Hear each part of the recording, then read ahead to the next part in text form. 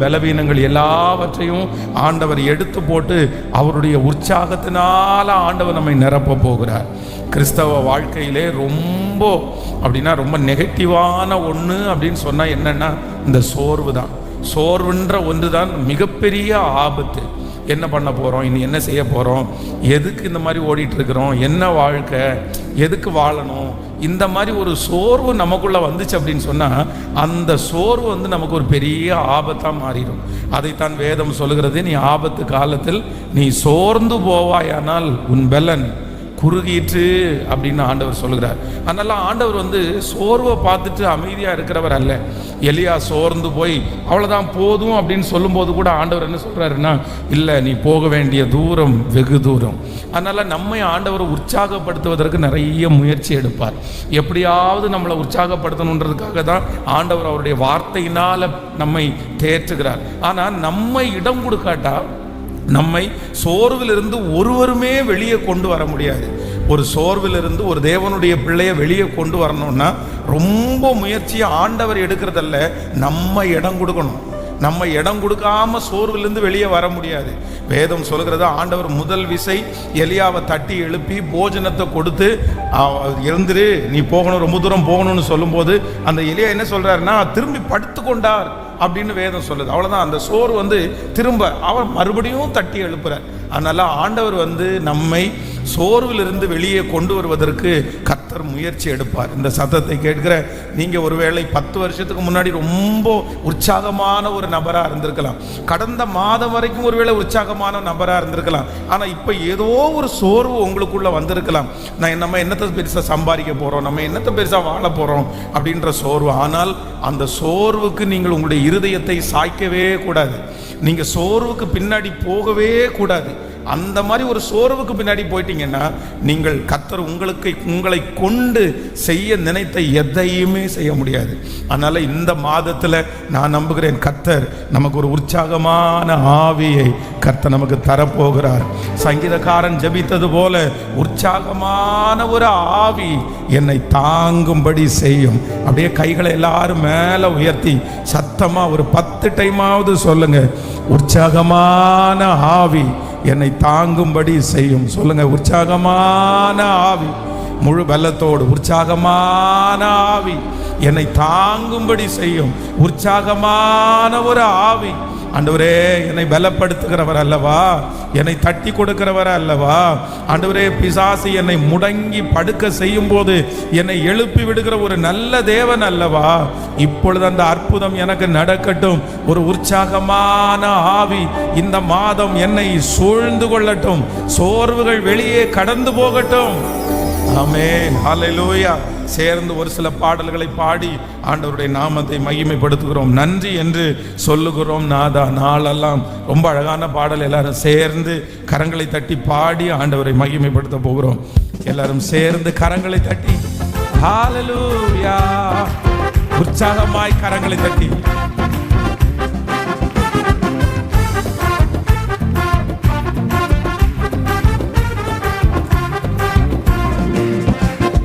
நன்றி என்று சொல்லுகிறோம் நாதா, நாவாலே துதிக்கிறோம் நாதா. நன்றி என்று சொல்லுகிறோம் நாதா, நாவாலே துதிக்கிறோம் நாதா. நன்றி உமக்கு நன்றி, நன்றி இயேசு ராஜா, நன்றி இயேசு ராஜா, நன்றி இயேசு ராஜா. கடந்த நாட்கள் காத்தீரே நன்றி ராஜா, கடந்த நாட்கள் காத்தீரே நன்றி ராஜா.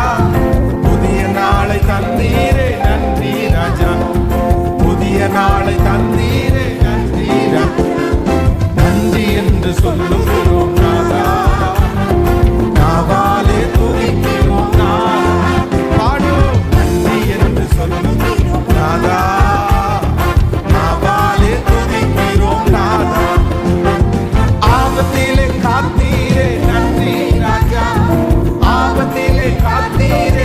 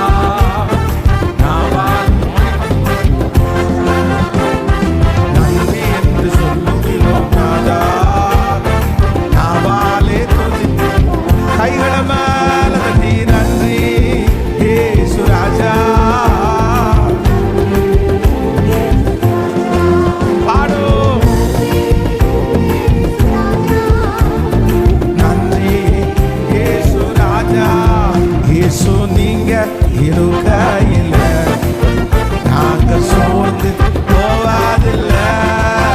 இயேசு நீங்க இருக்கையில நாங்க சோர்ந்து போவாது. அப்பா பார்த்து நீங்க எல்லாமே பார்த்து கொள்வீங்க, நீங்க எல்லாமே பார்த்து கொள்வீங்க, நீங்க எல்லாமே பார்த்து கொள்வீங்க, நீங்க எல்லாமே பார்த்து சொல்லுங்க. நீங்க எல்லாமே பார்த்து கொள்வீங்க, நீங்க எல்லாமே பார்த்து கொள்வீங்க. சமாதான காரணம் நீங்க தாமே, சமாதான காரணம் நீங்க தாமே, சர்வ வல்லவரும் நீங்க தாமே. இயேசு நீங்க இருக்கையில நாங்க சோர்ந்து போவதில்ல. இயேசு நீங்க மனதார இருதயத்தின் ஆழத்தில் தீமைகளை நன்மையாக மாற்றினி, துன்பங்களை இன்பமாக மாற்றினி, துன்பங்களை இன்பமாக மாற்றினி. நன்றி நன்றி, எல்லா நன்மைக்கு நன்றி, நன்றி நன்றி, எல்லா நன்மைக்கு நன்றி, அதெல்லாம் நன்மைக்கு நன்மைக்கு நன்றி சொல்லி மகிழ்வேன் இன்றைக்கே. நடப்பதெல்லாம் நன்மைக்கு நன்மைக்கு நன்றி சொல்லி மகிழ்வேன் இன்றைக்கே. ஹல்லேலூயா ஹல்லேலூயா. ஆமென். நம்மை பலப்படுத்துகிற ஒரு கிறிஸ்து. வேதம் சொல்லுகிறது, தாவீதனுடைய கையிலே அவனுடைய சகோதரர் சொல்லும்போது சொல்கிறார், அந்த கொஞ்ச ஆடுகளை யார் வசத்தில் விட்டு வந்தாய் அப்படின்னா, அவனுடைய தகப்பனாருக்கு நிறைய ஆடுகள் இருக்கிறது, ஆயிரக்கணக்கான ஆடுகள் இருக்கிறது. வேதம் சொல்கிறது, ஒரு மேய்ப்பனுடைய கையிலே 100 ஆடு கொடுக்கப்படுகிறது. அந்த 100 ஆடுல ஒரு ஆடு காணாம போயிடுச்சுன்னா அந்த 90 ஆடுகளை பத்திரமா வச்சுட்டு காணாமல் போன அந்த ஒரு ஆடுக்காக நல்ல மேய்ப்பன் அலைஞ்சு தெரிவாராமா. அந்த ஒரு ஆடு எங்க போயிடுச்சு, 99 இருக்குது, ஆனால் அந்த ஒன்று. அதுபோல இந்த தாவீதுக்கு தன்னுடைய கையிலே கொடுத்துருக்கிற கொஞ்சம் ஆடு நிறைய கிடையாது. ஆனால் வேதம் சொல்லுது அது கொஞ்சோன்னு அவன் நினைக்கல. அது எனக்கு நிறைய தர வேண்டியது தானே, நான் அவன் பார்த்துக்க மாட்டேனா, நான் எவ்வளோ பெரிய பலசாலின்னு உங்களுக்கு தெரியாதா?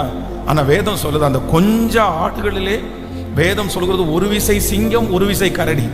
அப்போ எந்த அளவிற்கு அதுல உண்மையும் உத்தமமா செஞ்சிருப்பான் பாருங்க. வேதம் சொல்லுகிறது, கொஞ்சத்தில் உண்மையா இருக்கிறவனை கர்த்தர் அநேகத்தில் அதிகாரியாய் வைப்பார். உங்களுக்கு கொடுத்துருக்கிற கொஞ்சம் எனக்கு மட்டும் இந்த பெரிய வேலையை கொடுத்துருந்தா நான் எவ்வளோ நல்லா செய்வேன் தெரியுமா? ஏன் இதை என்னை நம்பி கொடுக்கறதுக்கு என்னவாமா? நான் இந்த மாதிரி இத்தனை க்ரௌடுக்கு முன்னாடி நான் நின்று பேசினா எப்படி பண்ணுவேன் தெரியுமா?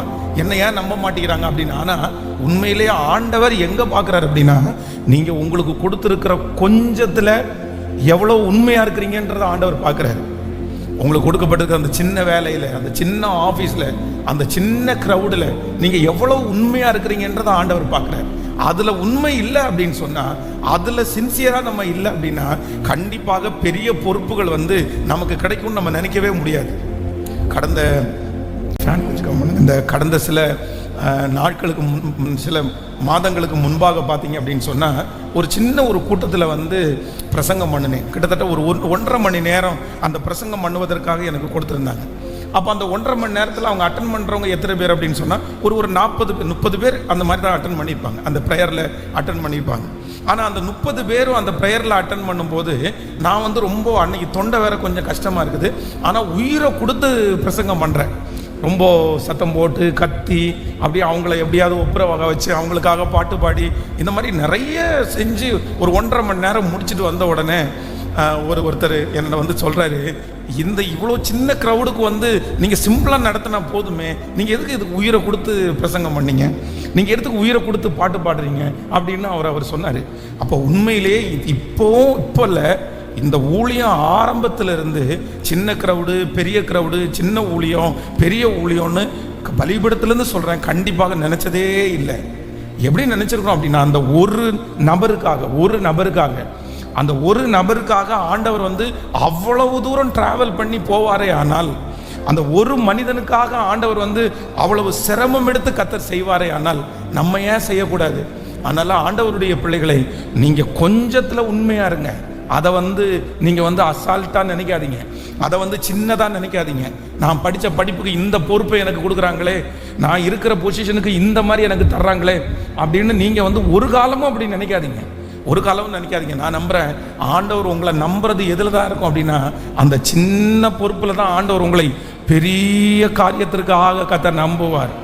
ஆண்டவரை பொறுத்த அளவில் சில நேரத்தில் வந்து எடுத்த உடனே பெருசாக தூக்கி உங்கள் கையில் கொடுக்க மாட்டார். எப்படி தான் ஆண்டவர் வளர்த்துவார் அப்படின்னா, ஆண்டவர் நம்மை படிப்படியாய் வளர்த்துக்கிற கர்த்தர், படிப்படியாய் வளர்த்துக்கிற கர்த்தர். சிலரெல்லாம் வந்து அதுல எல்லாம் வரவே மாட்டாங்க. அவங்களுக்கு என்ன தெரியுமா, பெருசா எல்லாரும் பார்க்கறது மாதிரி, பெஸ்டா செய்யற மாதிரி, அந்த மாதிரி ஒன்று கொடுத்தா மட்டும்தான் அவங்க அவைலபிளா இருப்பாங்க. மற்ற மாதிரி இதுக்கெல்லாம் அவங்க வர மாட்டாங்க. அது ரொம்ப தவறு. அப்படி நீங்க செஞ்சீங்க அப்படின்னு சொன்னா ரொம்ப நாள் அது நீடிக்கவும் நீடிக்காது. உங்களுக்கு நிறைய நீங்க கற்றுக்கொள்ளவே முடியாது. அதனால ஆண்டவர் நம்மளை வளர்த்தும் போதே எப்படி வளர்த்தணும் அப்படின்னா, கொஞ்சத்திலிருந்து வளர்த்துறது நமக்கு பெரிய ஆசீர்வாதம். எத்தனை பேர் ஆமோதிக்கிறீர்கள்? அதனால இந்த ஜெபத்தில் இருக்கிற யாரோ ஒருத்தர் வந்து எனக்கு ரொம்ப கொஞ்சம் கொடுத்தாங்க. சிங்கத்தை கொல்லுகிற அளவுக்கு பலசாலி தாவீது. ஆனா கிடைச்சது எவ்வளவு? அந்த கொஞ்ச ஆடுகள். கோலியாத்தை ஜெயிக்கிறதுக்கு வந்து நிக்கிறாரு. ஆனா அவங்க அண்ணன்க எல்லாம் சொல்லும் போது என்ன சொல்றாங்கன்னா, அந்த கொஞ்ச ஆடுகளை யார் வசத்தில் விட்டாய்? அவனை சொல்லும் போதே என்ன அவனை வந்து குத்தி காமிக்கிறாங்க. என்ன குத்தி காமிக்கிறாங்க அப்படின்னா, நீ ஆஃப்டர் ஆல் கொஞ்சம் அத்தனை 1000 ஆடு இருக்கும் போது அப்பா கூட நம்பி உன் கையில அத்தனை ஆடுகளை கொடுக்கல, எல்லா ஆடுகளையும் எல்லாம் நீ மேய்க்கல, கொஞ்சம் ஆடுகளை மேய்க்கிறாய் அப்படின்னு அவனை மட்டம் தட்டுறாங்க. ஆனா அவனுக்குள்ள இருந்த திறமை ரொம்ப பெரிய திறமை. ஆனா அந்த கொஞ்சத்திலே உண்மை உள்ளவனை நிச்சயம் கர்த்தர் அநேகத்தின் மேல அதிகாரியாய் வைப்பார். ஹல்லேலூயா. அதுல உண்மையா இருங்க, அதுல சின்சியரா நீங்க செய்யுங்க. நான் நம்புறேன், யார் பார்க்கறாங்களோ இல்லையோ, கர்த்தர் பார்க்கிறார், கர்த்தர் பார்க்கிறார். அந்த கொஞ்சம் பிசினஸ்ல உண்மையா இருக்கும்போது ஆண்டவர் உங்களை பல மடங்கு கர்த்தர் ஆசீர்வதிப்பார். அதுல கர்த்தர் பெருக பண்ணுகிற தேவனா இருக்கிறார். ஆமென். சேர்ந்து இன்னொரு பாடலை கூட பாடி ஆண்டவரை மகிமைப்படுத்த போகிறோம். ஆமென். நம்ம இந்த ஃபாஸ்டிங் பீரியட்ல கூட ஒரு பாடல் எனக்கு ரொம்ப இருதயத்திற்கு ஏற்றதா இருந்தது. அது சீக்கிரத்தில் நீங்கிவிடும் இந்த லேசான உபத்திரவம், சோர்ந்து போகாதே, உள்ளார்ந்த மனிதன் நாளுக்கு நாள் பலப்படுகிற நேரம் இது. ஹல்லேலூயா. இந்த மாதத்தோட கர்த்தர் எல்லா சோர்வுகளையும் கர்த்தர் எடுத்து போடணும். வேதம் சொல்லுகிறது, நான் ஆராதிக்கிற அநாதி தேவன், அவர் சோர்ந்து போவது இல்லை. ஆமென்.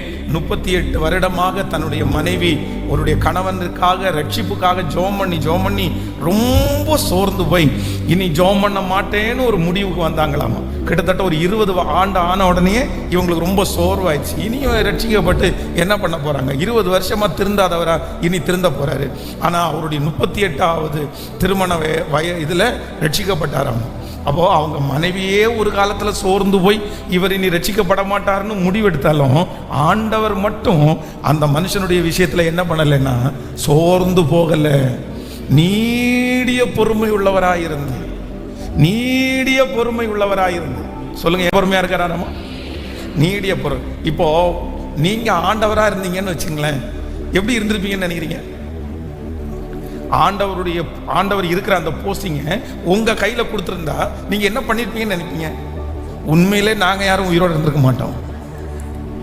ஏன் அப்படின்னா, செய்கிற அக்கிரமத்தை பார்த்து ஒரு டைம் திட்டுவீங்க, 2 டைம் திட்டுவோம், 10 டைம் திட்டுவோம், 10வது டைம் என்ன பண்ணுவோம்? நம்மளால பொல்லாதவர்களை சகிச்சுட்டு சொல்லுங்களேன், எப்படி உட்கார முடியும்னு நினைக்கிறீங்க? எப்படி உட்கார முடியும்? இப்போ வந்து சமீபமாய் ஒரு வார காலமாய் செய்திகளில் ஒரு பெரிய நியூஸ் பரவலாகுது. என்ன நியூஸ் அப்படின்னு சொன்னால், ஒரு வாலிப பையனை ஒரு திருட்டு கேஸில் வந்து என்னமோ காவல்துறைக்கு உள்ளே கொண்டு போய் அடித்து கொண்டுட்டாங்க, அவன் அங்கேயே அடித்ததில் செத்துட்டான் அப்படின்னு சொல்லி அந்த நியூஸ் வந்துட்டே இருக்குது. இப்போது அந்த அடித்த நபர், அந்த அடிபட்டு அந்த செத்ததை நம்ம பண்ணல போது, அந்த நபருக்கு ஏதாவது தண்டனை கொடுங்கன்னு உங்கள் முன்னாடி கொண்டு வந்து நிறுத்தினா நீங்கள் என்ன பண்ணுவீங்கன்னு நினைக்கிறீங்க? சார் இருக்கிறதுலே பெஸ்ட்டாக ஒரு தண்டனை கொடுங்க சார். அந்த வாலிப பையனை அடிச்சே கொண்டிருக்காங்கன்னா எப்படி சார்? தண்டனை கொடுங்க.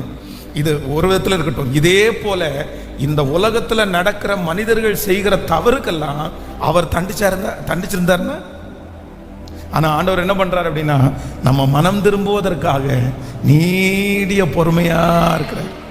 ஹல்லேலூயா. கைகளை அசைத்து ஒரு ஹல்லேலூயா சொல்லணும்.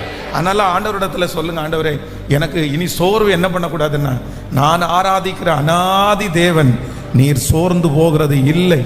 இந்த மாதத்தில் நான் சோர்ந்து போக மாட்டேன். இந்த மாதத்தில் நான் எழும்புவேன்.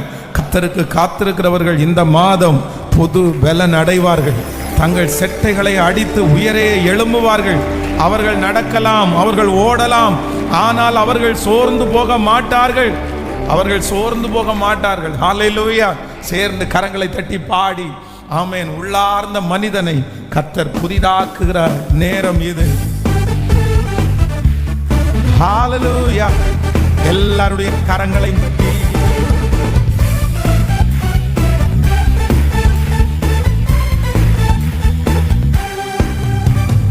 உள்ளார்ந்த மனிதன் நாளுக்கு நாள் புதிதாக்கப்படும் இந்த நேரம் இது. உள்ளார்ந்த நாளுக்கு நாள் புதிதாக்கப்படும் இந்த நேரம் இது. சோர்ந்து போகாதே, நீ சோர்ந்து போகாதே, சோர்ந்து போகாதே, நீ சோர்ந்து போகாதே. அதி சீக்கிரத்தில் நீங்கிவிடும் இந்த லேசான உபத்திரவம். அதி சீக்கிரத்தில் நீங்கிவிடும் இந்த லேசான உபத்திரவம். ஈடு இணை இல்லாமல் இதனால் நமக்கு வந்திடுமே. சோர்ந்து போகாதே.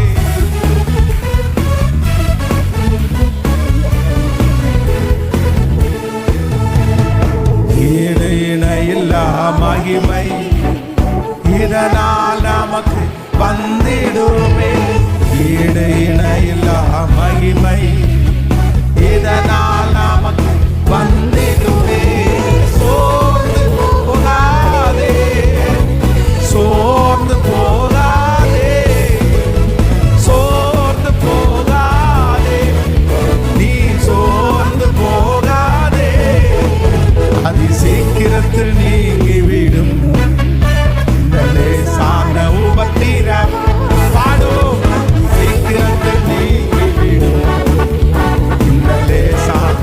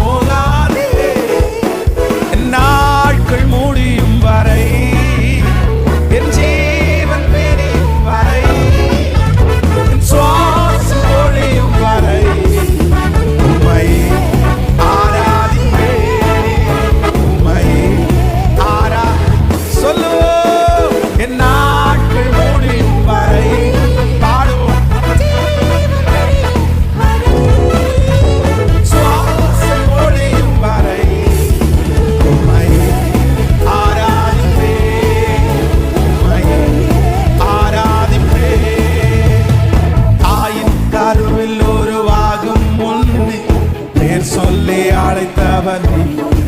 பாடு. தாயினும் அன்புவை நீர் எனக்காக ஜீவன் தந்தி. பாடு. தாயின் கருவில் உருவாகும் பேர் சொல்லி அழைத்தவர் நீ. தாயினும் மேலாக அன்பு வைத்து நீர் எனக்காக ஜீவன் தந்தி. என் நாட்கள் முடியும் வரை என் ஜீவன் பிரியும் வரை, என் சுவாசம் ஒழியும் வரை உம்மை ஆராதிப்பேன், உம்மை விசுவாசத்தோடு என் நாட்கள் முடியும் வரை என் ஜீவன் அப்பா உம்மை ஆராதிப்பேன், உம்மை ஆராதிப்பேன். எத்தனை முறை இடறினாலும் அத்தனையும் மன்னித்தீரே. நன்மையும் கிருபையும் தொடரச் செய்து மீண்டும் நடக்க வைத்தீரே. எத்தனை முறை இடறினாலும் அத்தனையும் மன்னித்தீரே. நன்மையும் கிருபையும் தொடரச் செய்து நடக்க வைத்தீரே. கைகள மேல தட்டி நாள்கள் முடியும் உற்சாகத்தோடு பாடுவோம். இயேசுவே உம்மை ஆராதிப்பேன், உம்மை ஆராதிப்பேன். என் நாட்கள் முடியும் வரை என் ஜீவன் பிரியும் வரை என் சுவாசம் ஒழியும் வரை உம்மை ஆராதிப்பேன், உம்மை ஆராதிப்பேன். எல்லாரும் அப்படியே எழும்பி நின்று நான் ஆராதிக்கிற தேவன் என்னை பாவி என்று என்னை தள்ளிடாமல் அவர் அன்போடு என்னை அணைத்துக் கொண்டார். எல்லாருடைய கரங்களை உற்சாகமாய் தட்டினாமே. பாவி என்று என்னை தள்ளிடாம் அன்போடு அணைத்துக் கொண்டீர். என்னையும் உம்மோடு சேர்த்துக் கொள்ள நீர் எனக்காக மீண்டும் வருவீர். பாடுவோம். பாவி என்று அணைத்துக் கொண்டீர். உம்மோடன் சேர்த்துக் கொள்ள நீர் எனக்காக மீண்டும் வருவீர். நாட்கள் முடியும் வரை என் ஜீவன் பிரியும் சொல்லுவோம். என் சுவாசம் ஒழியும் வரை உம்மை ஆராதிப்பேன், உம்மை. இத முழு மனசோடு சொல்லுங்க பார்க்கலாம். என் நாட்கள் முடியும் வரை என் ஜீவன் பிரியும் வரை என் சுவாசம் ஒழியும் வரை உம்மை ஆராதிப்பேன், உம்மை ஆராதிப்பேன். செத்து போனதா சாராளின் கற்பத்தை உயர்த்தியதே அவர் சொன்ன வார்த்தை. செத்து போனதா சாராளின் கற்பத்தை உயர்த்தியதே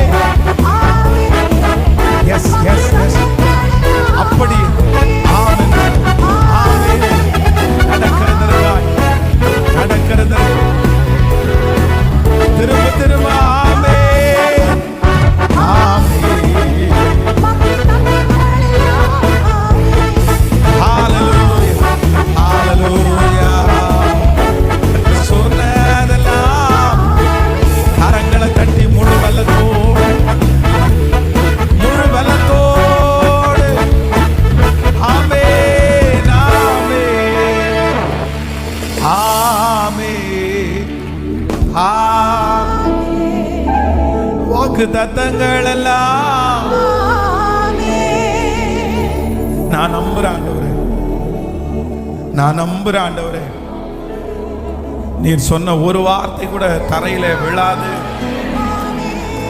நீர் சொன்ன ஒரு வார்த்தை கூட தரையில விழாது. நம்புறவங்க கரங்களை மேல உயர்த்தி நான் நம்புறேன் ஆண்டவரே. ஹல்லேலூயா, ஹல்லேலூயா.